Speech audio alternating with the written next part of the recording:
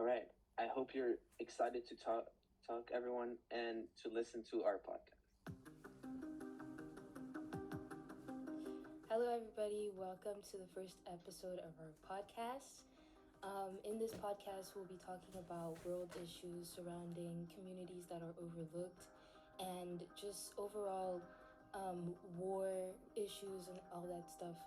Basically, we'll be just three high school students, giving their opinion on things that are going around in the world. My name is Aneva.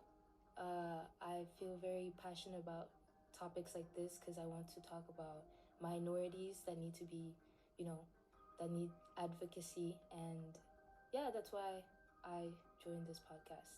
Well, hello, my name is Remi, and I am partially inspired both because of JR's works that he has done in the world, and I want to also show attention to communities and to subjects in the world that are underlooked, because I cannot imagine what these people have to go through and how fortunate I am, and that's about it.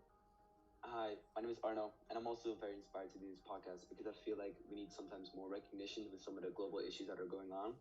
Often you'll see things on the news about some terrible things that happen to people all around the world.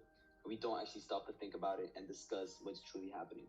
I think our podcast will serve as a great way to do that for us and for the people who want to listen. So the first episode that we're going to talk about is women's rights under the Taliban rule. We'll discuss more how their lives have been changed in these past couple of years that the Taliban has been ruling in countries like Afghanistan and other places in the world, and how this significant change has impacted both their work lives, education, and their social lives. All right, so to start us off, we're going to start with this first question. What actually changed for women when the Taliban returned to power in 2021? Well, some main info I want to talk about is the Taliban regained control of Afghanistan in August 2021 after the U.S. withdrawal. Well, during the Taliban rule previously in 1996 to 2001, women were banned from education, most jobs that couldn't leave their home with any male guardian. And so then between 2001 and 2021, after the U.S. started sending the forces into Afghanistan, a lot more girls were enrolled in schools. Approximately 3.5 million girls started enrolling in schools, and women started working in politics, journalism, and healthcare. And then after 2021, the rules became even stricter, and girls once again became banned from secondary school, obviously from university as well. And many female government workers were completely removed from their jobs. So basically, as soon as the Taliban took control again, they just lost all their rights. When they were free from Taliban, the girls were allowed to do what the men were allowed to do, and it was an up and moving, developing country. And then as soon as the Taliban got back in control, it's just none of that happened ever. An interesting fact, the Afghanistan population and just the country on its own, between 2001 and 2021, they were looking at being one of the richest countries in the whole world with the brightest future for any gender, for both women and men, and they weren't looking at any downfall anytime soon. So with this sudden change and the regain of the Taliban control, this unfortunately completely plummeted down, and now they're looking at one of the poorest countries in the world with the least safety and health security. Women don't have any rights, and their economy is looking very bad. Yeah, we can clearly see that not only did the Taliban created terrible side effects for women in Afghanistan, but all of Afghanistan. Financially speaking, the entire economy has gone down a lot, like you said, and even basic human rights for both men and women, such as healthcare and basic living conditions, have gone down drastically since the Taliban took over again after 21.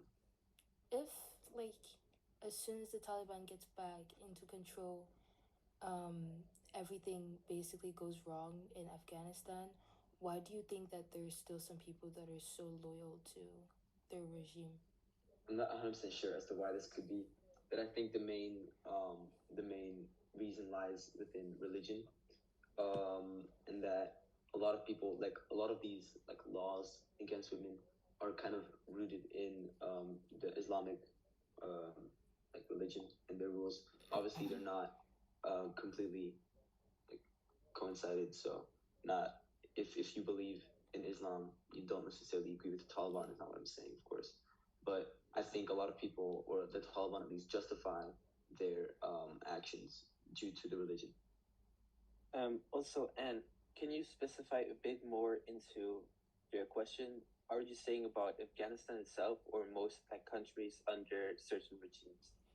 I think, well, here I was taking the example of Afghanistan because you guys were talking about how their economy like plummeted right after 2021, even though it was skyrocketing from 2001 to 2021 21. when the Taliban wasn't in power, and then as soon as it was in power, now it's becoming one of the poorest countries. That's what you said. Well, yeah, I know what you're trying to say, but I feel like people would still follow this regime. Like mostly women would follow this regime because they are not really allowed to express their own thoughts, and if they were to, they would be beaten up, they would be thrown into jail, and even worse, they could be killed or raped, and these are horrible things. So women are too scared to kind of express their emotions, and they have to follow these certain regimes. So just to have some protection against all these like horrible actions. Not only don't these women have even the right to speak out, but they lack the education as well. I mean, Afghanistan has put in so much effort to suppress media from outside of Afghanistan and Taliban's control that they don't even know what it's kind of supposed to look like almost, and they don't have the education to understand the amount of power they have, and so it's hard for them to even do anything about it, of course. Yeah, so that's why like education is such a powerful right. Like that's why it's always targeted first.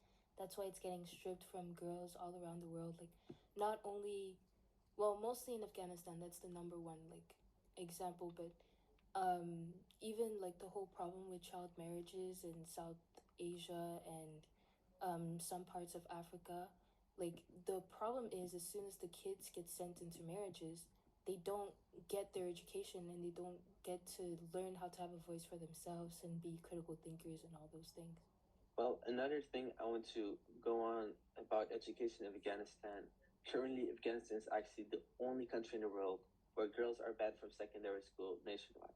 This is honestly an insane fact because it shows how the Taliban really wants to be like against any other country and wants to show that like wants to kind of focus on the fact that women are like less superior than men in their eyes. And this has actually affected over 1 million girls. And this ban eventually also led into universities closing for women in 2022. Even if you would be going to university in the middle of the year, would be cut off. You weren't allowed to enter the university, and you weren't just allowed to follow your like education, like your education or your major you were kind of supporting into, and the jobs you were looking forward to working in. And honestly, this is very tragic. I think one of them is also that the Taliban are kind of scared of education, and that they know that if women are allowed to go to university and go to secondary school and those important parts of life, that they become more knowledgeable and understanding of their situation and what they can do against them as well. And I think the most important thing to them is to have control over the population and the women, and cutting off education is a main part of that. You guys know the story of Malala, right? Of course. Not exactly. Could you maybe highlight us into the story again? Malala was born in 1997 and she was born in Pakistan. And her father was a teacher. Her father believed that girls deserved the same education as boys, and it's when the Taliban started controlling the region where she lived in that they banned girls from going to school. And at 12, she started writing a blog which like described her life under the Taliban rule, and she just spoke publicly about girls' rights to education. And I'm pretty sure it was like some in journalists from the UK that came or whatever, something like that. And she appeared in a lot of interviews that were defending education and everything. And it's when she was 15 that she got shot by a Taliban gunman while she was boarding her school bus. Oh, And I think they shot her like around the head area, but obviously yeah. they missed. She survived, and then she spoke at the United Nations at 16. She co-founded the Malala Fund to support girls' education worldwide, and she also wrote a memoir called "I Am Malala" that everybody, well, not Remi, but almost everybody reads at school, right? I will read it in the future, of course. I'm actually planning on buying the book. It's very inspiring. She's cool. Yeah, Also, it's another very thing I want to go back to is the reason I think why the Taliban wanted to target education first is kind of to show their like dominance. They wanted to like assert dominance instantly in the country of Afghanistan by taking one of the most powerful rights and one of the most important rights of every human being, and to show that like you can't mess with the Taliban because otherwise we'll take every right of you away, and they just instantly started with education. Yeah, I mean that's the Taliban's biggest tool is fear. They instill a lot of fear in the people of the Taliban, using like public executions and overall just showing the amount of power they have, which clearly is supposed to silence the people. Yeah, well, I wanted to talk about like how like also taking away education has such a long-term effect on a like community and a society, because yeah, it might just seem like, oh, it's just this generation of people, like they took education away from a couple of girls ranging, I don't know, born in 2001 to 2000, just randomly, no, just a generation of girls that are taken away from education. But I think people like forget that these girls turn into mothers and into grandmothers, and the things that they were like, sometimes a family gets influenced by one family member, and let's say that maybe your grandmother didn't get an education, and so she was taught from an early age that no, girls shouldn't be going to school, girls should be like this, girls should be like that. And so because of that, they might like end up instilling this whole new like society where education for girls is just mind-blowing, and it's like unorthodox or something like that. So it has long-term effects, it has huge long-term effects that are almost near irreversible, and it's just harmful to future generations that should be giving the same opportunity and rights as everybody else. Yeah, that's a very good point. I completely agree with you, Anne. And what I want to go over maybe this kind of ban of education and ban of going to secondary school and both university also affected women for work. And I want to talk about the question, how did this banning of women from work affect the entire country, to both its economy and to its development? So, first of all, we can look at the obvious side effects of half of your entire population not working. Economically, there's going to be a lot of poverty across the country. There's going to be less tax income, but overall, your country won't operate as much as there's a lot less people working. The government there's no women in the government, which means that there's no representation for a lot of the people in the country as well. There's a lot of social impact there, and the Taliban has continued their restrictions on the country, and they've restricted NGOs from allowing women to work, humanitarian aid for NGOs as well, which is genuinely just awful. Yeah, and a point that I think Arnaud forgot to mention was that since the Taliban is constantly at war, and I mean, they're always in areas that are constantly at war, like Pakistan, for example. And so the men are sent to war because I guess that's just how their governments function. And so that leaves that the households are led by women. And if women don't, they're not allowed to get education, they're not allowed to get jobs, then how are they supposed to figure out how to provide for their families, feed their kids, get them clothes? Even the male kids maybe are not allowed to go to school because, I don't know, maybe they can't pay for it, or they need the little kids to go out and get jobs because since the mom can't get a job, someone must, you know? So it just brings so much, like, maybe potential familial trauma and childhood trauma for kids, and also just so much pressure for women who generally don't even know what they can do. And maybe also, I wanted to talk about this later, but like, how can outside associations come in and help? they can't really they can't really help because even like I don't know, you said something about NGOs. Yep, I said that the Taliban have restricted NGOs from or from women to work for NGOs who try to provide humanitarian aid across the country.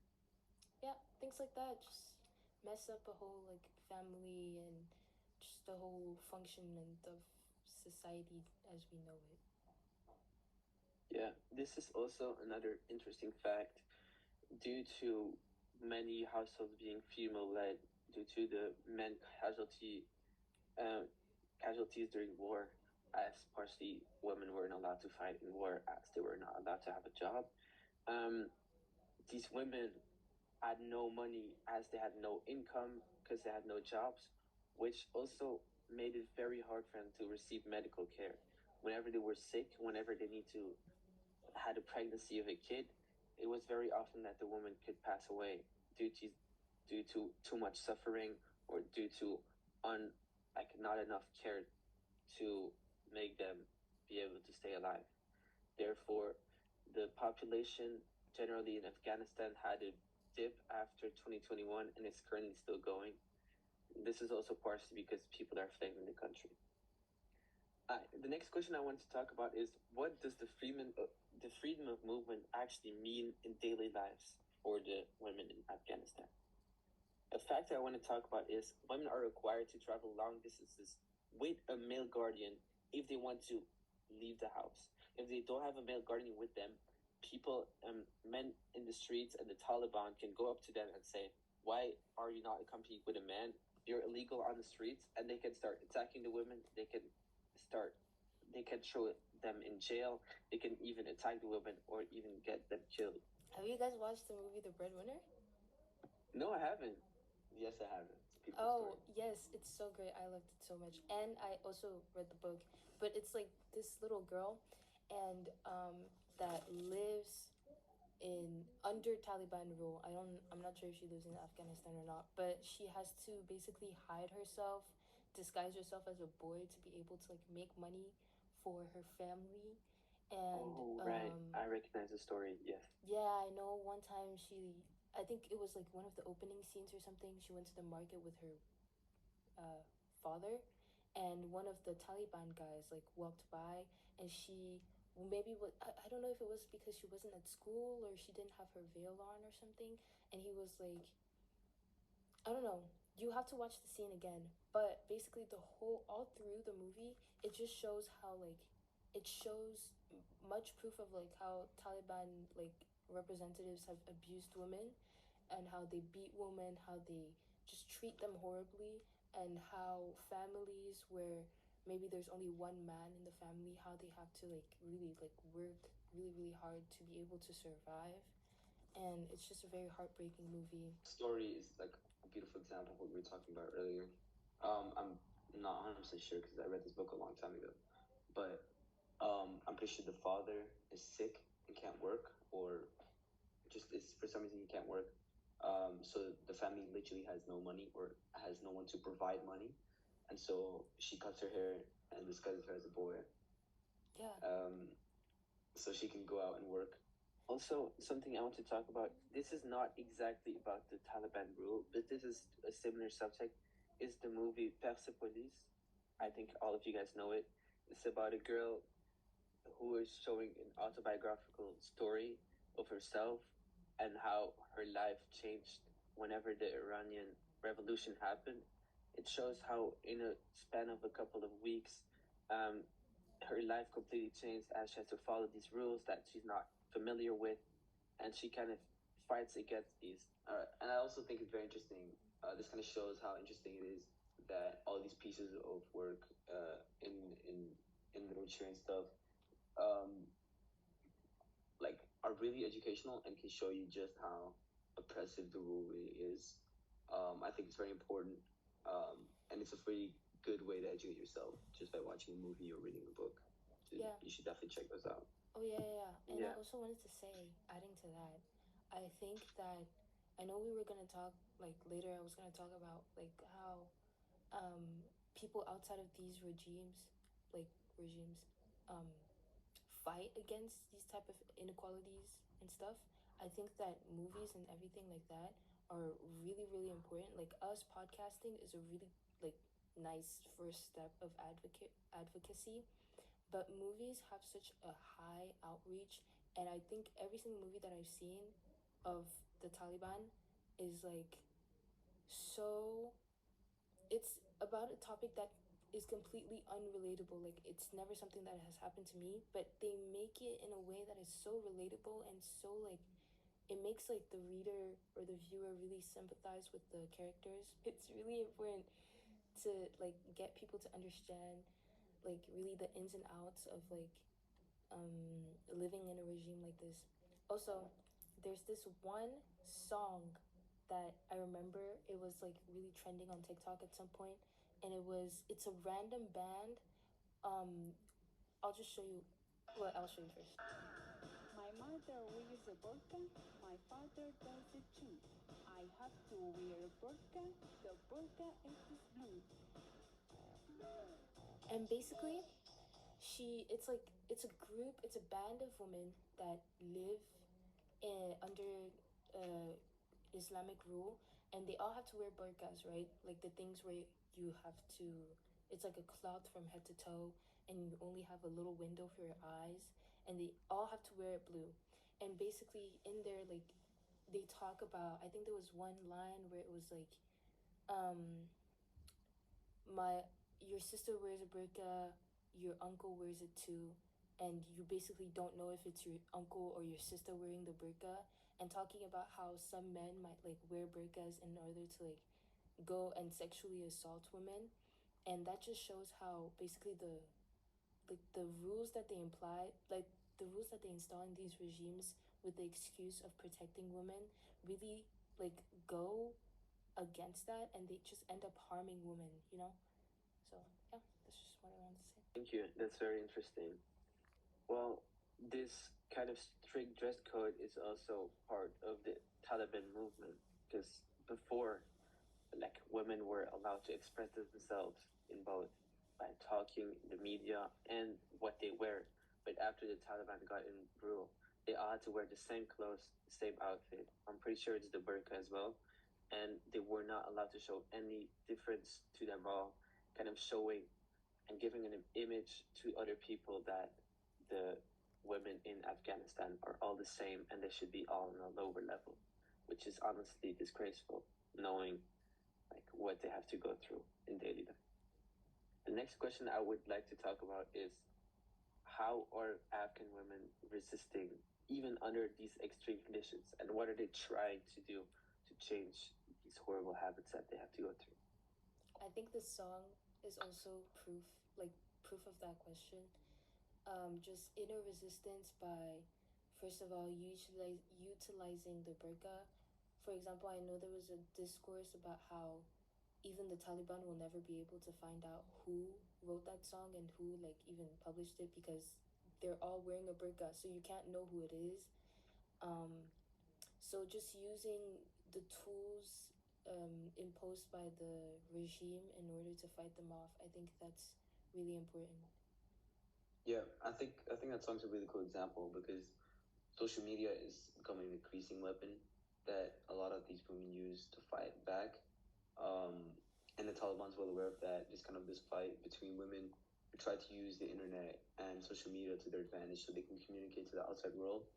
And the Taliban tried to fight against that. They like ban access to those types of outlets and Wi-Fi in those households, and I think it's really sometimes empowering to see women risking their lives and to try and fight back against regime. Yeah, another couple of reported things that have happened in Afghanistan by women is, for example, some small street protests, which have been led by women since 2021 and have still been going on.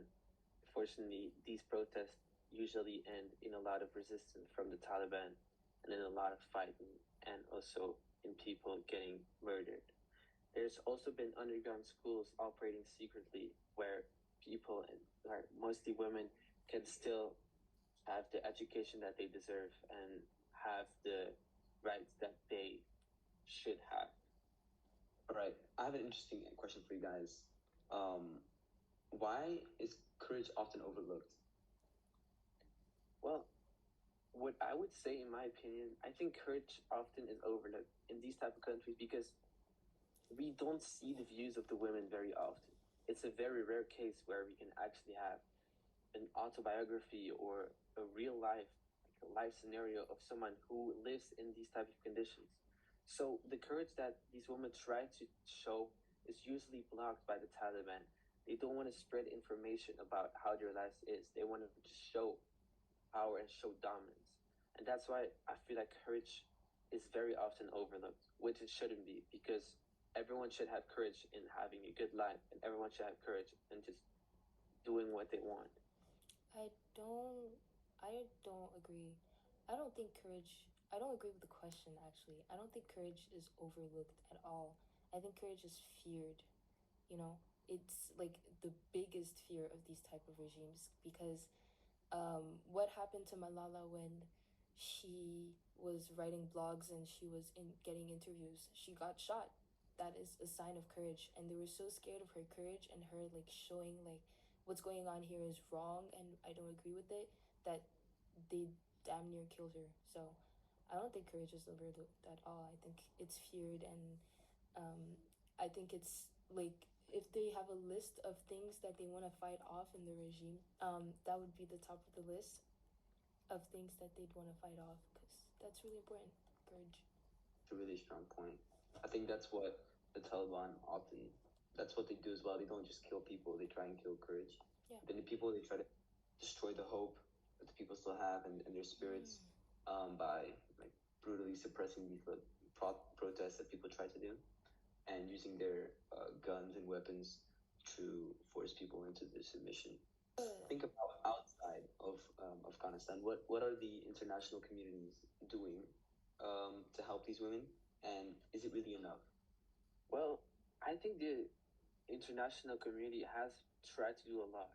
For example, the UN has condemned restrictions as human rights violations, and also the Taliban government not formally recognized is recognized by most countries. This kind of means that people are aware that the Taliban is there and trying to like kind of scare them off. But on the other hand, I feel like the work that and the kind of courage that they're trying to show against women and against getting rid of this kind of regime is not enough into the point where it can actually help. Because when you look at it, the Taliban is still there and it's still ruining people's lives every day. So maybe the international community isn't doing enough. Yeah, I mean, this is where it's hard to find how much power these like nations across the world should really use, because a lot of countries have put in sanctions in place against Afghanistan and against trades that they try to do internationally. But at the end of the day, that only affects the people who live in Afghanistan, and that affects their wealth even more. That affects how much food they can put on their table and how well they can live. And so that's where the debate gets really interesting, and how much hard power can a country really use to try and stop them. You know, the U.S. went in obviously for many years, but then eventually pulled back out, and then we can kind of see the side effects of that and whether that was really a good decision or not. Well, Arnaud, that's very interesting, and I completely agree with you. And I feel like it's not only the U.S. help. I feel like it's the help of every other country around. People in the world should bring more focus to it because we don't realize like how much of a problem this is in the world, how much like suffering these women have to go through, and I feel like we really have to like pin more like attention to it because if we don't, this might set off new like regimes in other countries, and I really don't want to plummet. Like I don't want to see this kind of regime plummet into other countries and see how like horrible like, things can affect this. So yeah, we should take action. Those were really, really interesting points, guys. I never even thought about it like that. But to kind of wrap it up, if you were your own age, think about yourself right now, um, in as an Afghanistanian girl. What do you think your future would look like? Like if you were to project yourself in the future, where do you think you'd be at? I think it'd be very hard. First of all, obviously, there would be terrible living conditions, but the level of um, the level of freedom I would have would be very minimal, and I'd have to like give up on the dreams I would have, on a career I'd want to have in the future, and you'd be so dependent on your family and the men in your family, and it'd be very hard. You'd be constantly under control and surveillance. You'd something we haven't touched on is the dependence on marriage that you'd have, and you'd overall just have very restrictive mobility. Yeah, I completely agree with Arno. But personally, if I would see myself as my own age, as a girl in Afghanistan, I don't think I would be able to like imagine what life would be like. I don't think I'm kind of used to like these restrictions. I feel like I wouldn't be ready to the limitations I would have and like the loss of my education, the loss of freedom, the loss of freedom of speech, the loss of just walking around without being attacked. And this dependence on marriage, like Arno pinpointed on, you're super dependent on the person you go afterwards. Which, by the way, I don't think we have touched on, but you're not allowed to choose who you marry with. You have set marriages by your parents, and you have to follow these without any say or any like choice. And I think life would be so tough to the point where I would try to fight back without having any result. How about you, Anne? For me, I think you guys, you're like looking at it from the outside, but when you're in a country where like your living conditions give you no hope, I think the only thing that I think about daily is the chance of getting out of that country, the chance of, because you kind of just gave up on any hope for your own country. Like, you kind of gave up on fighting for your own rights in that country, and you're kind of just looking outside. Like, if I really want to survive, if I want to live the life that I always dreamed of living, normal life, whatever your own aspirations are, it's not going to happen in that country. It's not going to happen in the country that you were born in, you were raised in, your parents were born and raised in, your grandparents were born and raised in. You kind of just have to give up that part of your life and try your hardest to move on to somewhere else, even though, you can get punished for that. I think if I was a 17-year-old girl in Afghanistan, my future would either be dead in Afghanistan or living my life somewhere else. Wow, that's very inspirational. And I want to pinpoint to the viewer itself. Imagine yourself life like as a life of an Afghanistan girl. How would you like feel? Like how would you think your future would be? And also please let us know in the comments if you would be able to have some attention towards these topics and if you're willing to become a listener, for example. Thank you very much for listening. Yeah, I think this is it for the first episode. I hope to see you again. We all hope to see you again in the next episode. And thank you for your attention. Bye. Bye.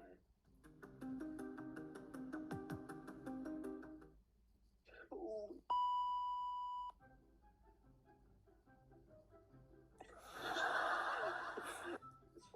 cut out Arnaud's part, and I'm Orly. gonna say after something. Orly. Yo, okay, Orly's actually gonna hate you. Completely Yeah, cut out Orly's my gotta part. do some puzzling.